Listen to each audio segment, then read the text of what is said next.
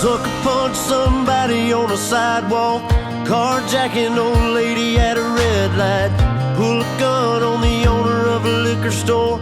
You think it's cool, act a fool if you like. Cuss out a cop, spit in his face, stomp on the flag and light it up.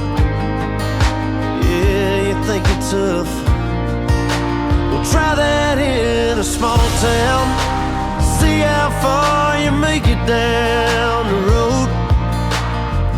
Around here we take care of our own. You cross that line, it won't take long for you to find out. I recommend you don't.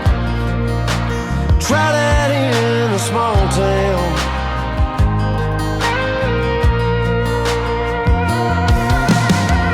Got a gun that my granddad